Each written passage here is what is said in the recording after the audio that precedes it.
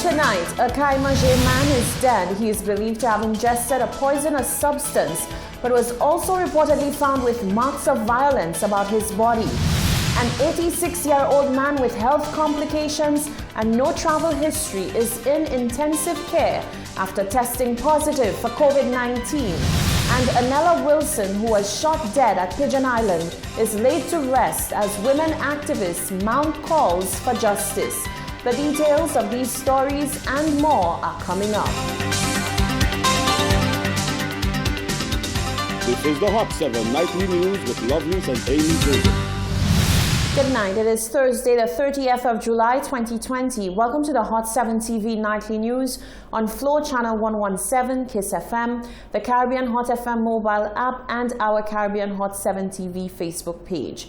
I'm Lovely St. Amy Joseph. Thank you for joining us. Police are investigating the suspected suicide of 54-year-old Kennedy Albert Philip of Cedar Heights, Kaimajé, Grosley. Philip was found motionless and was taken to the Owen King EU Hospital where he succumbed. Hot 7 TV's Genevieve Gonzague visited the scene. At approximately 6:30 a.m. on Thursday, 30th July, police received a call of an apparent suicide at Cedar Heights, Kaimajé. Upon arrival at the scene, the body had already been transported to the OKEU hospital. 54-year-old Kennedy Albert Philip allegedly had been in an altercation with his wife and subsequently ingested a poisonous substance. The deceased was a taxi driver by profession and leaves behind 3 children. He was also the son of the late legendary St. Lucian sportsman Francis Mindo Philip. Bus driver Lawrence Poleo says during his 12 years of plying the Beauséjour to Kaimajé route, he has come into contact with Philip on several occasions and says he always appeared to be a very calm and collected individual. Since I've been working on that road for over 12 years now, I have been seeing him every morning. He waved me. I see him pass with his bike and his things. So that he never looked like a man, that is distressed or nothing like that. There's nothing much I can say about him, but he looks a nice fellow to me. When I came here this morning and I heard they say, well, the suspect suicide, it had a turn on me. Because by seeing a man riding and every morning I'm seeing him, it touched me this morning, as a young man. The Royal St. Lucia Police Force is currently investigating the matter. Reporting from the scene at Cedar Heights, Kaimajé, I am Genevieve Gonzague. The island's Chief Medical Officer, Dr. Sharon Belmar George, has revealed that St. Lucia has intercepted a high-risk case of COVID-19. Given the age, medical history, and current symptoms of the island's newest COVID-19 patient, he has been placed in the intensive care unit of the respiratory hospital. With no reports of recent travel, contact tracing has begun to determine the source of the infection. Local health authorities have intercepted a new case of COVID-19. The individual is a national with known health complications, including suspicions of cancer, and no reported travel history. He is symptomatic, currently experiencing fever and shortness of breath. Chief Medical Officer Sharon Belmar George offers further details of the island's newest COVID-19 patient. On Thursday, July 30th, 2020, the Ministry of Health and Wellness received results of a positive COVID-19 case. The individual is an 86-year-old male patient with a history of diabetes, high blood pressure, is being investigated for prostate cancer with a history of surgery 2 weeks ago. He was transferred to the respiratory hospital on July 26, 2020 with fever and shortness of breath. He is presently in the intensive care unit at the respiratory hospital for management and care. The source of his infection is unknown, and a team of health professionals have been deployed immediately to begin the contact tracing process. In the interim, Belmar George reiterates the importance of adhering to mask and physical distancing protocols. As we manage new cases and investigate possible contacts, the public is advised to take personal responsibility to protect themselves and family. We advise on responsible behavior without unnecessary panic. The public is advised that all protocols are still in place, including the reduced numbers for public transportation and protocols for public and private sector establishments. These also include the use of face masks in public places and maintaining safe physical distance from others.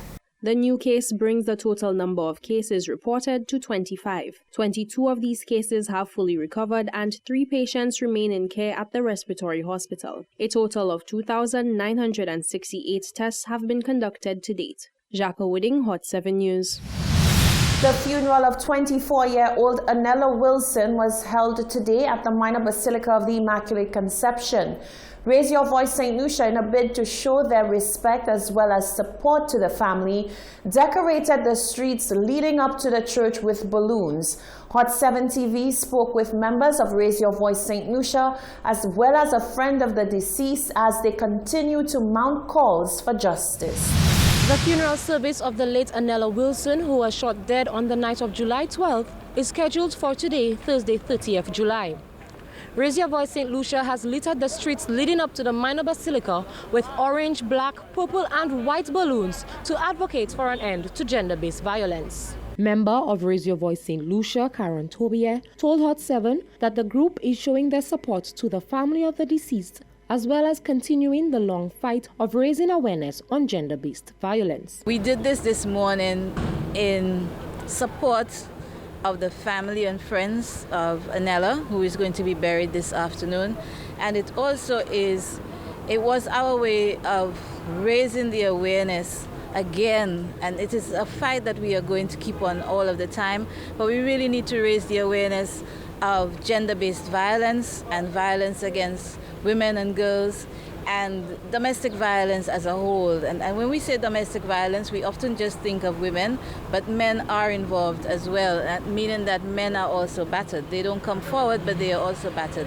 And what we want to do is we want people to see the colors involved. These are all of the colors that represent gender-based violence and violence against girls and women, the orange, the black, the purples.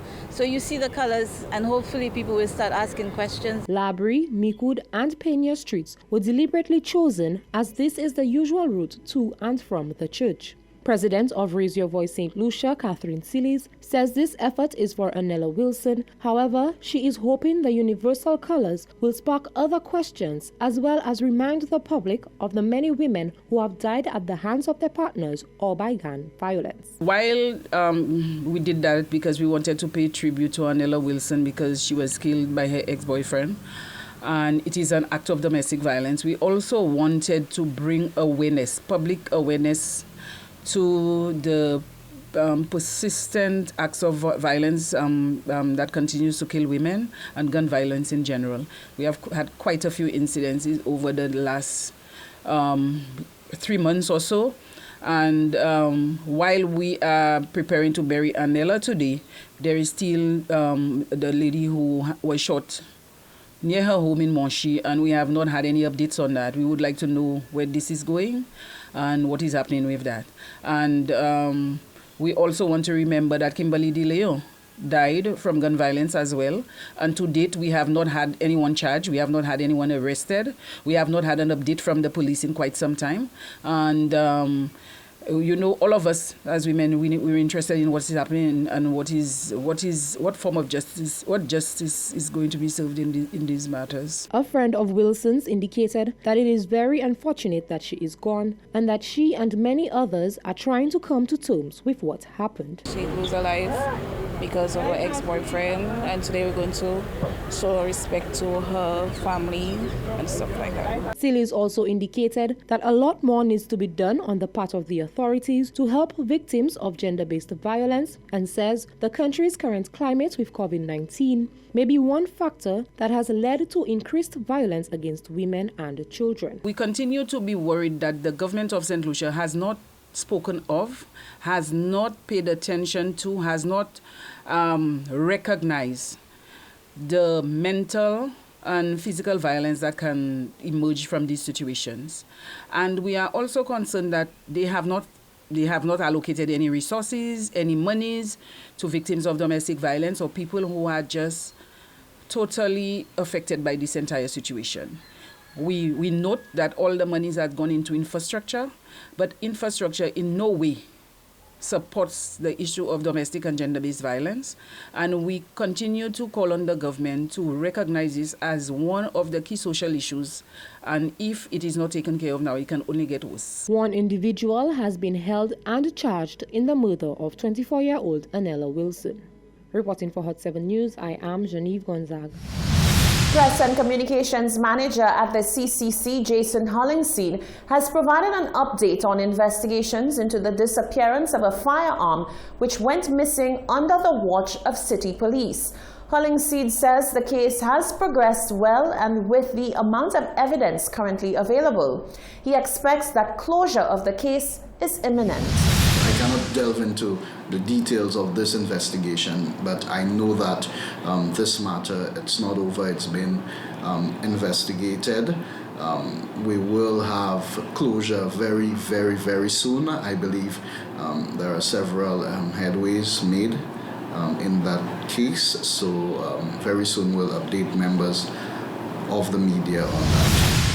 Hollingshead says the results of police investigations will guide the action of the CCC in issuing suitable penalties to the parties involved. American BPO provider KM2 Solutions has expanded in St. Lucia by adding 7,000 square feet of floor space to its operations center in Castries.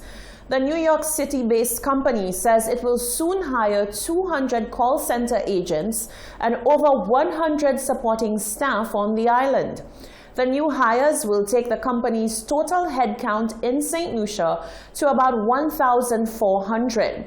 The call center operator originated in St. Lucia before expanding to the Dominican Republic, Barbados, and Grenada.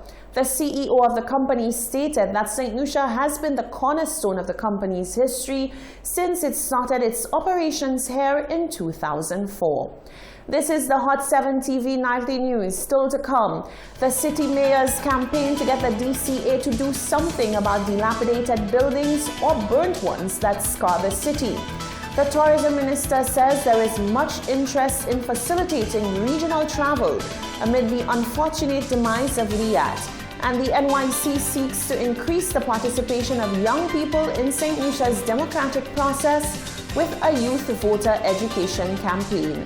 That and more after the break.